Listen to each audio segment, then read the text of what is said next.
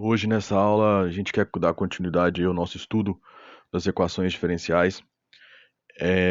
Agora nós vamos pegar equações diferenciais de ordem superior, né? Então vamos falar sobre EDOs de segunda ordem. Lembrando que eu deixei para vocês linkado aí embaixo nosso primeiro artigo que fala sobre EDOs de ordem superior lineares, tá? Então ali tem todo o aparato teórico, né? todo toda a teoria, né, que vai sustentar o estudo que nós vamos fazer para EDOs de segunda ordem lineares. Nesse primeiro artigo que está linkado aí, nós temos a análise das EDOs lineares, né, para a ordem superior, para a ordem n maior ou igual a 2. Tá? Então lá você vai entender o que é um problema de valor inicial, nesse caso, o que é um problema de valor de contorno, nesse caso, que vai ter muita aplicação em equações diferenciais parciais, o que é o Wronskiano, o que é o conjunto fundamental de soluções, o que é o método da variação dos parâmetros, o que é o método dos coeficientes indeterminados, né? O que é o método da redução de ordem, o que é o princípio da superposição, tá? Tudo isso colocado lá de uma forma bem simples, de uma forma bem simplificada, porque aí nós vamos trabalhar com aquelas ideias, um pouco mais de profundidade, com mais exemplos para EDOs de segunda ordem lineares. E todos esses tópicos que eu falei, né, que lá está escrito para EDOs lineares de ordem n, nós vamos trabalhar aqui para EDOs de segunda ordem, especificando tudo, que é o que nós precisamos, né? Lembrando que, se você for fazer um comparativo, né, na teoria clássica, para EDOs de primeira ordem, nós trabalhamos com EDOs tanto lineares quanto não lineares. Então lá, quando trabalhamos com EDO de primeira ordem, temos lá EDOs separáveis, EDOs exatas, né, EDOs da forma de Bernoulli e de Riccati, EDOs homogêneas de primeira ordem, todas elas se encaixam em modelos que são modelos não lineares, né? Nos exercícios e na aula de exercício, vocês puderam ver que existem equações diferenciais que se encaixam tanto no modelo linear quanto nessas abordagens não lineares, né?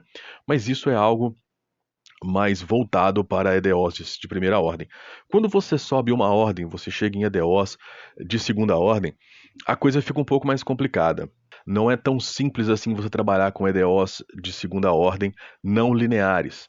Tanto que a gente usa até uma abordagem diferente, né, uma abordagem qualitativa, que a gente tenta buscar soluções especiais, soluções específicas do nosso sistema de equações diferenciais ou da nossa equação diferencial de segunda ordem, né? E ali caracterizar esse tipo de solução, né? Se ela é uma solução atratora, se ela é uma solução repulsora, que tipo de solução ela é, tá bom?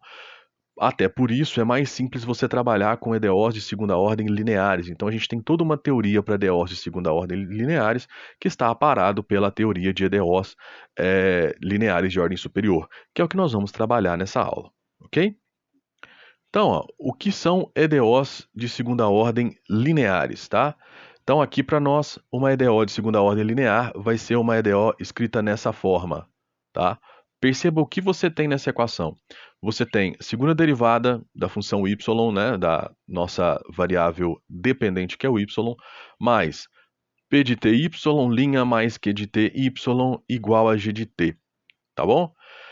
Naquele artigo que eu comentei com vocês sobre equações diferenciais lineares de ordem superior, lá também a gente fala sobre o teorema da existência e unicidade de soluções para equações diferenciais dessa forma, e lá ele nos garante que no intervalo em que P, Q e G forem contínuas ao mesmo tempo, no intervalo de continuidade das três, então vai existir uma única solução que contenha o ponto T0, né, e que você tem aí uma condição inicial y de T0 igual a y0, ok?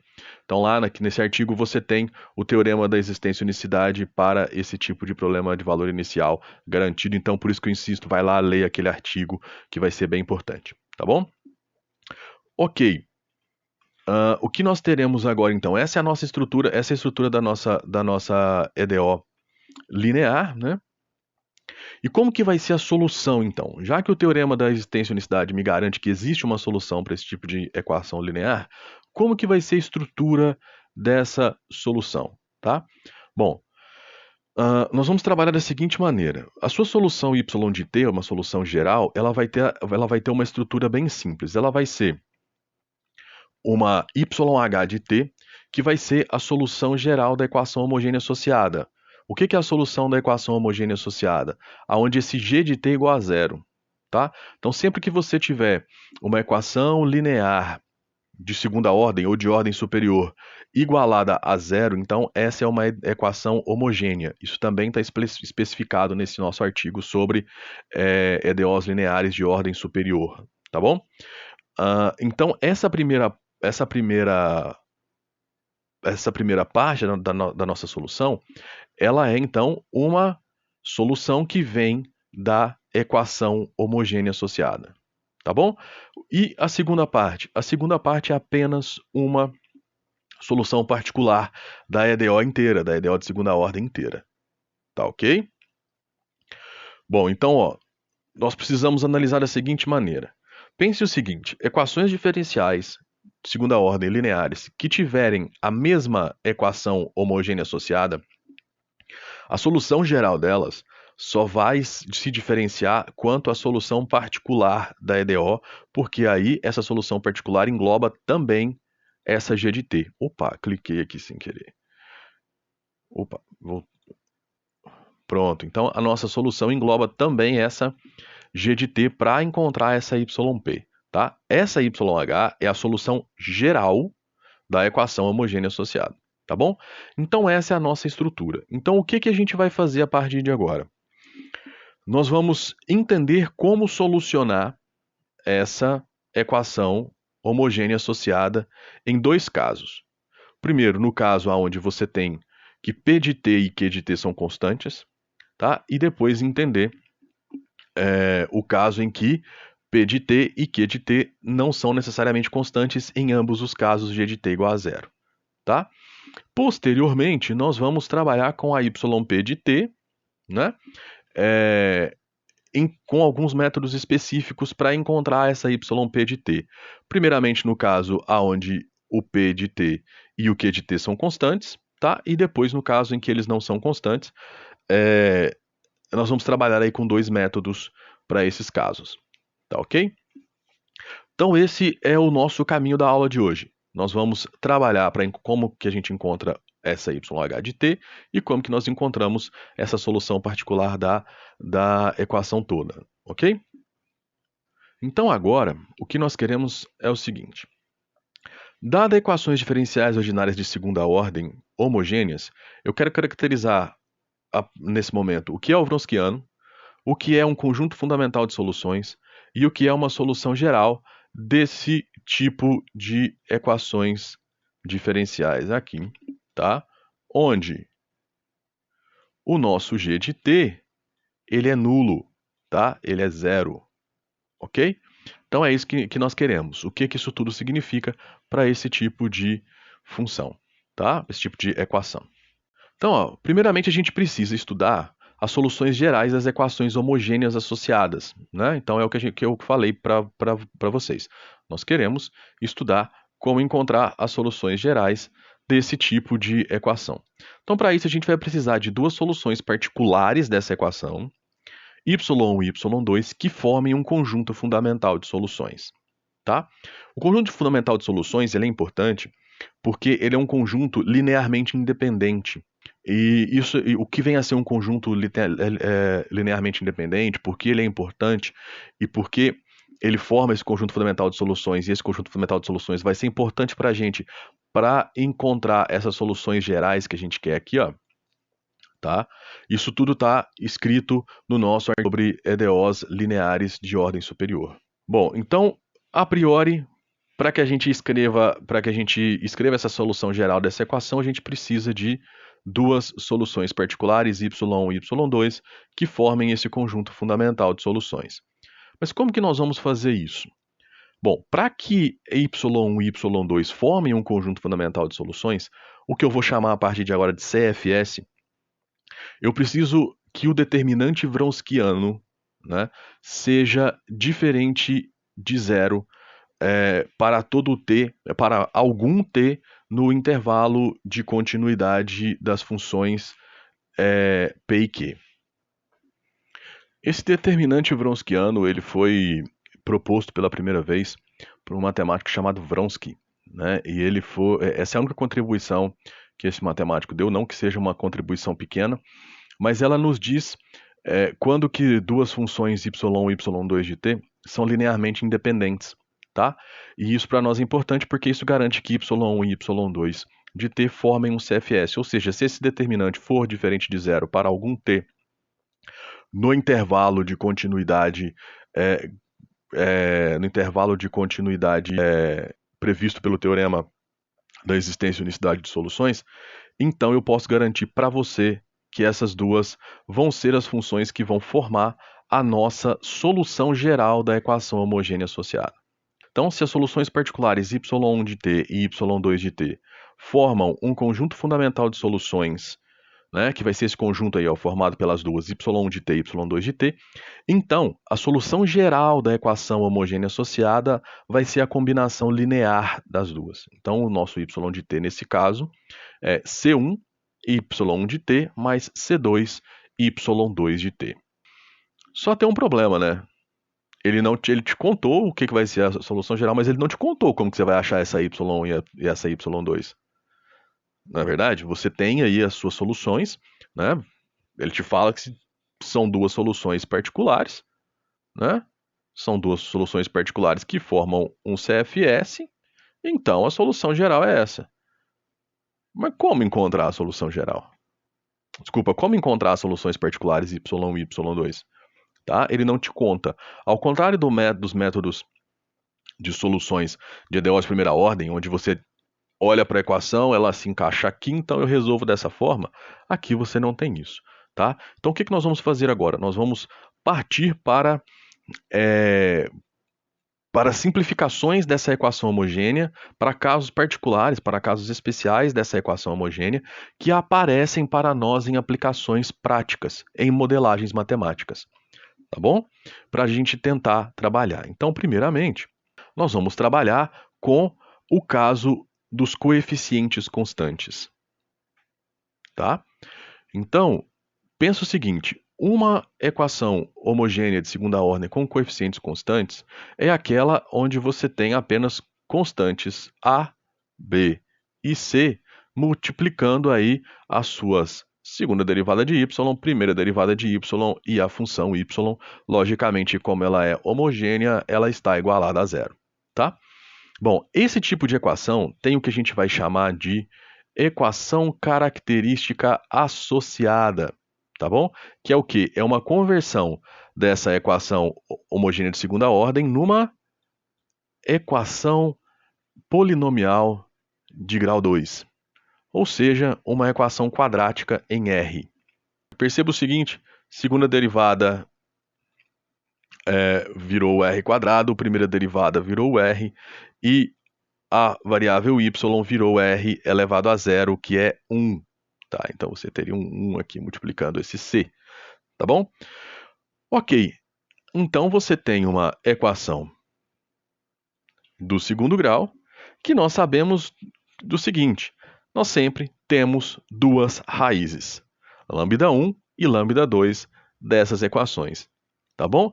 E dessas raízes nós sabemos que podem acontecer três coisas. Primeira, as duas, lambda1 e lambda2, serem raízes reais e distintas. 2, serem raízes reais e iguais. E 3, serem raízes complexas conjugadas, tá? Então, nesses três casos, essas raízes elas vão me contar a solução da EDO homogênea. Então agora, como que isso vai funcionar? Ó, se as suas duas raízes da equação característica são reais e diferentes, então a sua solução nesse caso será C1 e elevado à primeira raiz vezes t, mais C2 e elevado à segunda raiz vezes t. Tá? Ah, qual é a primeira, qual é a segunda raiz? Não interessa, essa ordem não interessa porque essa constante aqui, o valor dela, vai estar amarrado à raiz, tá? Então, essa constante aqui está amarrado a esse valor dessa raiz, tá bom? Então, não tem problema. Se você colocar o seu y2 aqui, ela não vai ser C1. Você vai encontrar a constante C2, porque a constante está amarrada com o expoente, tá ok? Bom, o que acontece então se as suas raízes são reais e iguais? Bom, é uma solução bem parecida, né? Ó, perceba que ela é uma solução bem parecida, salvo que em uma das duas você vai colocar um t multiplicando a exponencial. Por quê? Porque ó, aqui você tem y de t e aqui você tem y2 vezes t. Só que os dois são iguais, né? Os dois são iguais, y1 e y2 são iguais. Então, na verdade, você tem a mesma exponencial, né? Você poderia vir aqui e colocar y1 de t, não tem problema. O que vai diferenciar, então, para você ter um conjunto fundamental de soluções? T vezes a exponencial. Então, ó, aqui você já pode começar a pensar o seguinte: qual é o meu CFS nesse primeiro caso? E elevado a lambda 1 vezes t, e elevado a lambda 2 vezes t. Ok? Esse vai ser o meu CFS nesse primeiro caso. Qual vai ser o meu CFS nesse segundo caso? CFS, nosso conjunto fundamental de soluções, vai ser e elevado a lambda 1 vezes t e t vezes e elevado a lambda 1 vezes t. Tá? Esse vai ser o meu CFS nesse caso. O que vai acontecer então se agora eu tiver duas raízes complexas conjugadas?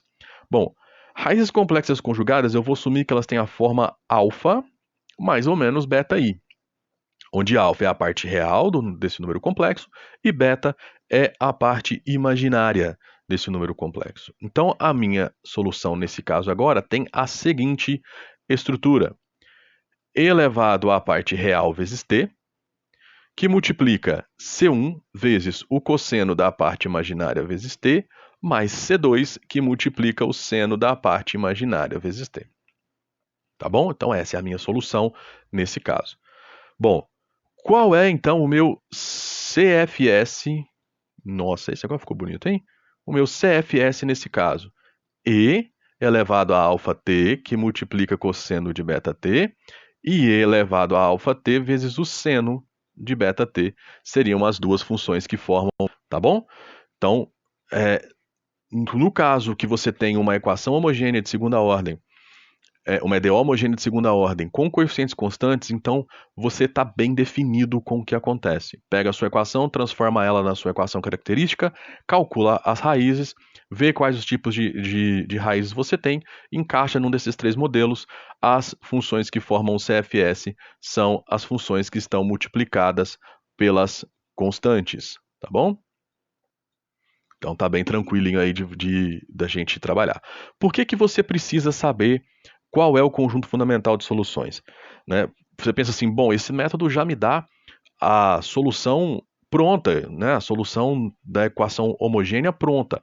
Eu não preciso descobrir qual é o CFS para escrevê-la. Mais para frente, nós vamos trabalhar com um método chamado método da variação dos parâmetros.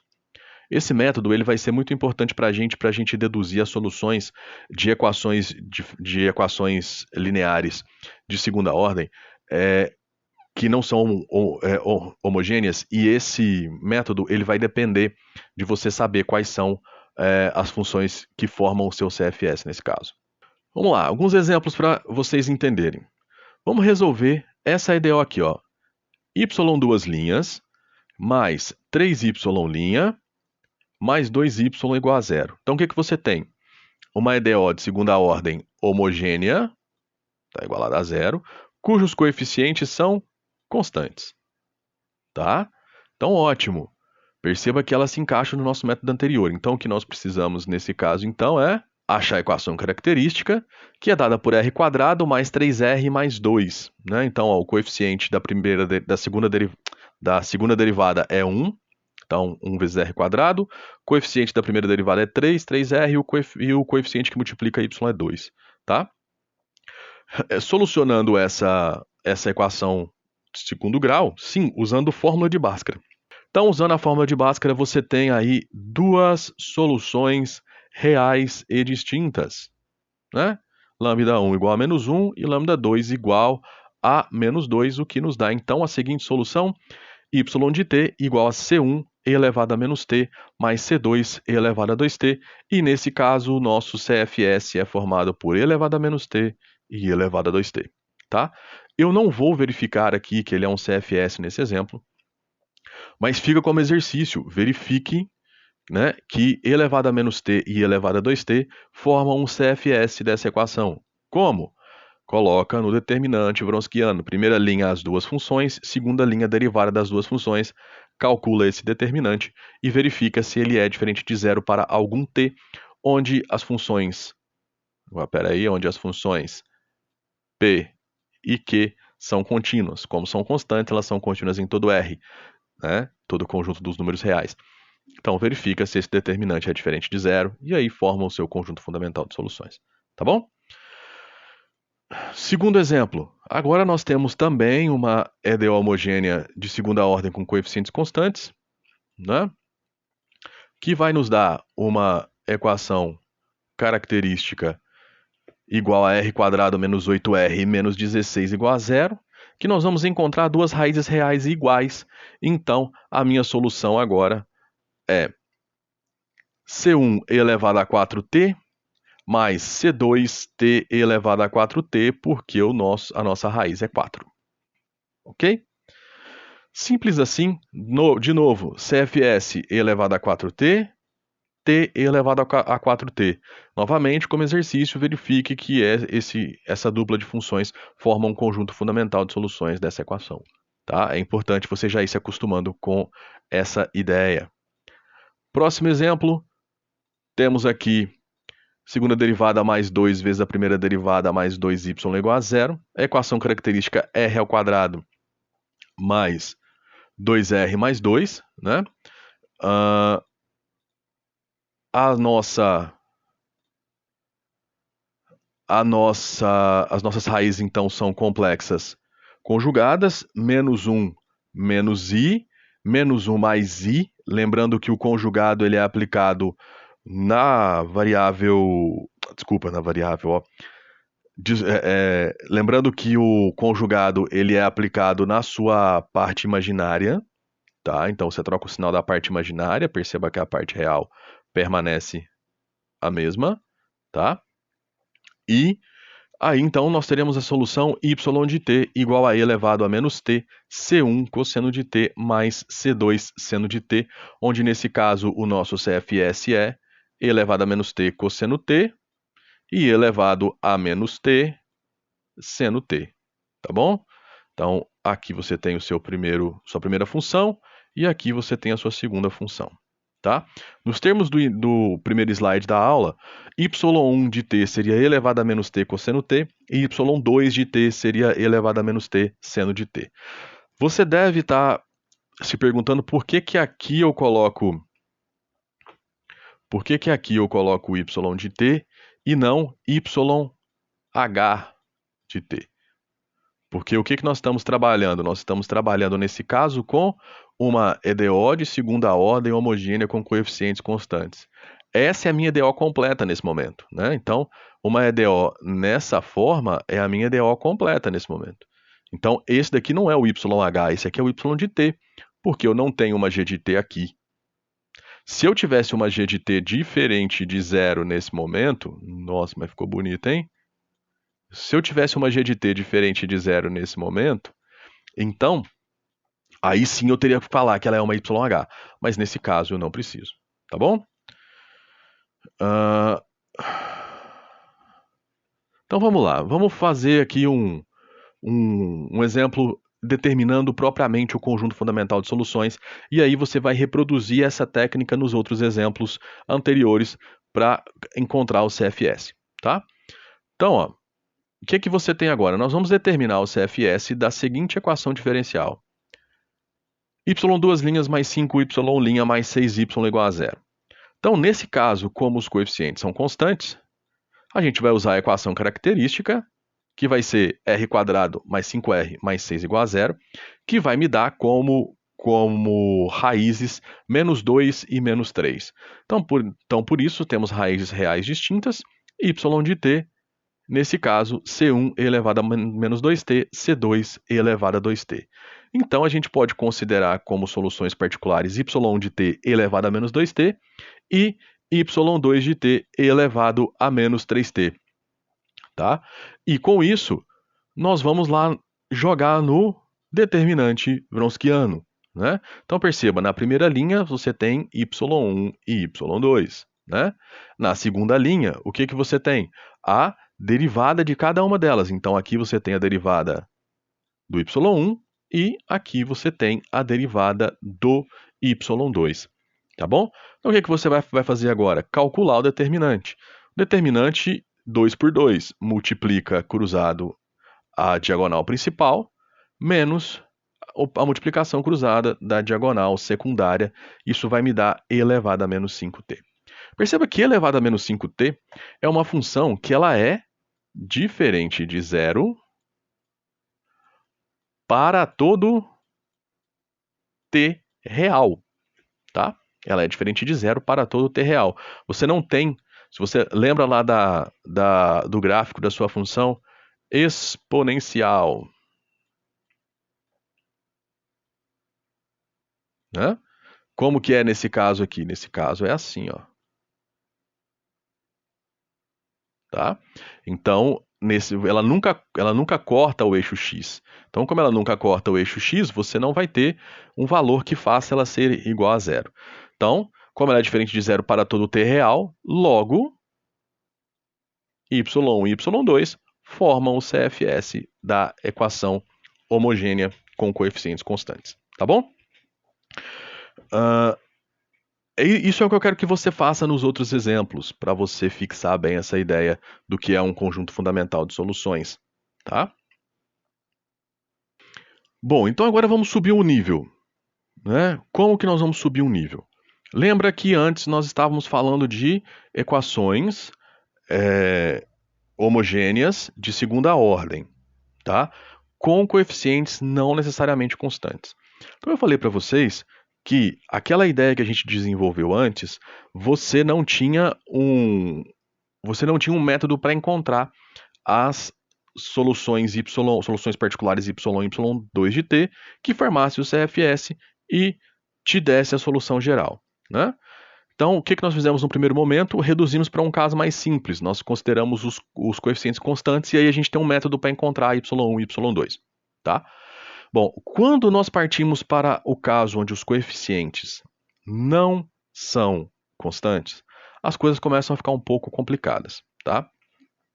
Se você tiver uma solução particular, um y1 de t, existe um método chamado método da redução de ordem, que tem um artigo linkado aí embaixo para vocês só sobre o método da redução de ordem, que vai te ensinar, a partir de uma solução, encontrar a y2 de t, que vai formar um CFS da equação homogênea quando você tem coeficientes não constantes. Mas em todo caso, ou você vai ter que ter uma y de t, ou você vai ter que encontrar ela, né? Ou alguém vai te dar essa y de t, ou você vai ter que encontrar ela de alguma forma. Agora nós vamos trabalhar com um método, com um tipo de equação específica, né?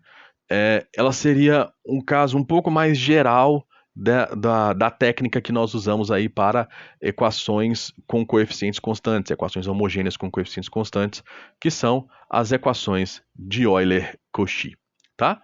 Então, uma EDO é de Euler-Cauchy de segunda ordem se ela tem essa forma aqui, ó. A2t² que multiplica a segunda derivada, A1 vezes t que multiplica a primeira derivada e A0 que multiplica y igual a zero, obviamente, porque ela é uma equação homogênea. Tá. Perceba a relação da potência do seu coeficiente com a ordem de derivação. Aqui é 1, ordem de derivação 1. Aqui você poderia falar que tem um t elevado a zero, que é 1, né?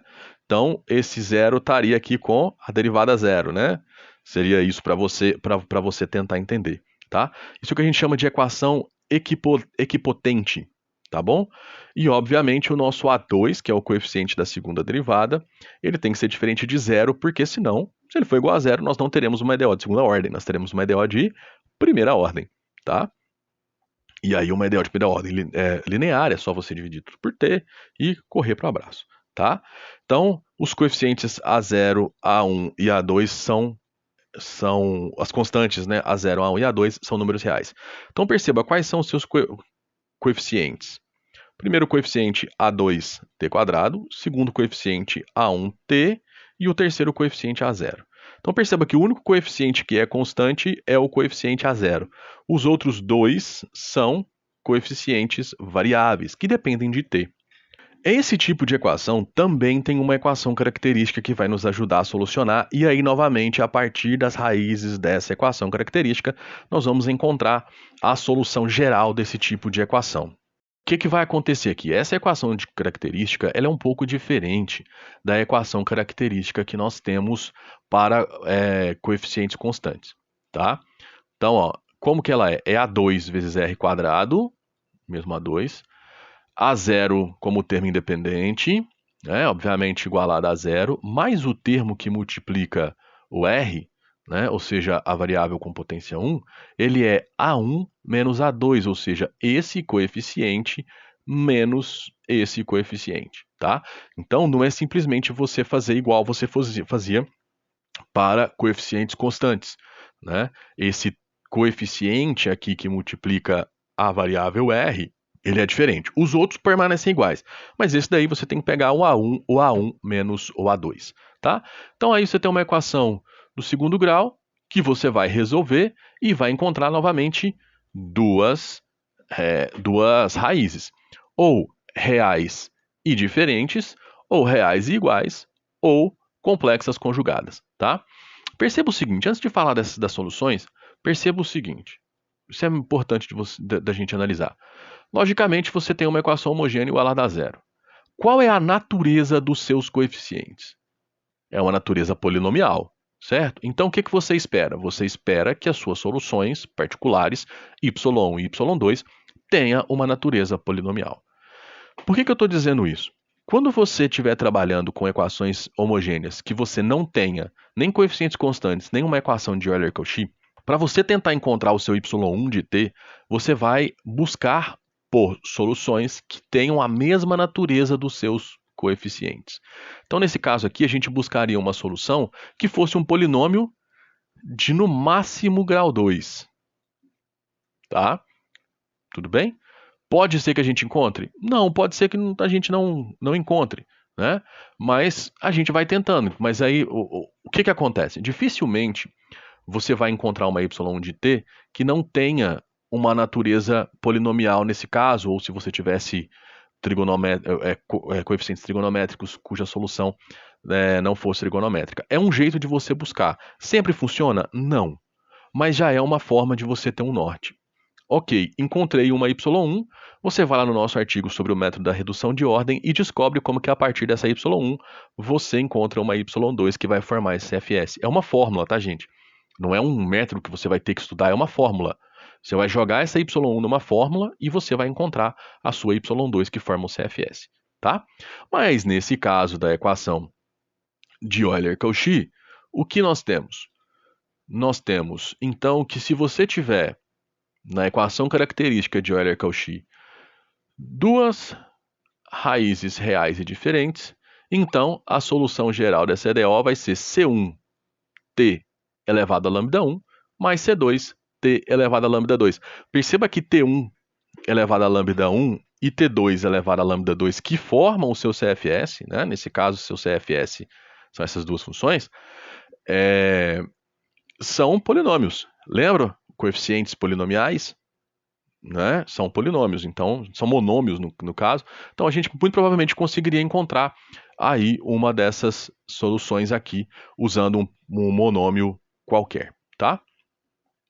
Segunda solução agora, então nós teremos equações raízes reais e iguais, né? Raízes reais e iguais. E nesse caso a nossa solução vai ser um pouquinho diferente, ó. Aqui vai aparecer um ln de t. Então é C1 mais C2 ln de t que multiplica t elevado a lambda, né? E é o porquê que aqui está lambda? Porque eu peguei essas duas que são iguais e chamei elas de lambda, tá? Ou seja, esse t elevado a lambda está multiplicando o C1 e também o C2 ln de t. Então perceba o seguinte, se você tivesse usado a mesma ideia de achar um polinômio, de achar uma y que fosse polinomial, você muito provavelmente iria encontrar essa daqui, ó, t elevado a lambda que está multiplicado pelo C1, tá? Muito provavelmente você iria encontrar ela, né? E aí o seu método da redução de ordem te daria o t elevado a lambda vezes ln de t, tá? Logicamente, t elevado a lambda e t elevado a lambda vezes ln de t formam um CFS, né? Formam o CFS da nossa equação, tá ok? E agora, então, se a nossa equação característica da equação de Euler-Cauchy tiver duas raízes reais e complexas, onde o lambda é igual, lambda 1 e 2 é alfa mais ou menos A mais ou menos BI, né? Então a nossa solução nesse caso vai ficar um pouco mais complicada. T elevado a A, ou seja, T elevado à parte real, mais C1 que multiplica o cosseno de B ln de T, lembrando que o B é a parte imaginária, C2 seno de B ln de T. T elevado a cosseno de B ln de T forma o seu y1 e T elevado a vezes seno de B ln de T forma o seu y2, formando o seu CFS. Então, nesse caso, aquela ideia de encontrar uma solução particular que tem a mesma natureza dos coeficientes muito provavelmente fracassaria aqui nesse caso, tá bom? Vamos considerar então agora t quadrado que multiplica a segunda derivada, mais 5 vezes t que multiplica a primeira derivada, mais 5y igual a zero. Estou considerando aqui t maior que zero. Quando isso aqui aparece, significa o quê? Muito provavelmente vai aparecer um logaritmo, um ln, tá? Muito provavelmente vai aparecer um ln. Mas vamos lá. Expoente do t igual à ordem de derivação em todos os casos, né? Então, essa daqui é uma equação de Euler-Cauchy de grau 2. Então, agora, nós vamos solucionar usando a equação característica. Lembra, você vai ter que fazer A1 menos A2. Então, você vai ter que fazer o R mais 4, que nesse caso, bem interessante, a gente consegue colocar aí como voltar a um trinômio quadrado perfeito, né? Que isso daí, então, é o quadrado de uma soma.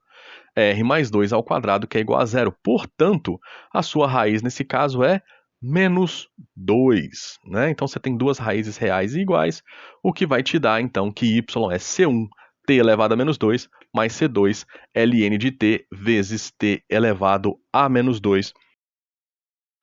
Observações. Salvo em casos especiais, como as equações de Euler-Cauchy, a gente não tem um método que determine as soluções particulares da equação homogênea associada da minha EDO de segunda ordem linear completa, tá? Então, se você não tiver Euler-Cauchy ou uma equação com coeficientes constantes, você vai ter que encontrar pelo menos uma y1 de t, né? Seja por inspiração divina ou por técnicas como a de procurar uma solução particular que tenha a mesma natureza dos seus coeficientes, né? Para aí você usar o método da redução de ordem, que eu insisto, o nosso artigo sobre o método da redução de ordem está linkado embaixo. É uma fórmula que você vai jogar o seu y1 e encontrar o y2, que já forma um CFS da sua equação, tá? Lá tem muitos exemplos, muitos exercícios que usam esse método, tá bom? E a partir dessa solução particular que você encontrou, né, encontrar y2 usando o método da redução de ordem e encontrar a sua solução geral da equação homogênea, ok? Então não tem muito além disso com o que se trabalhar, tá?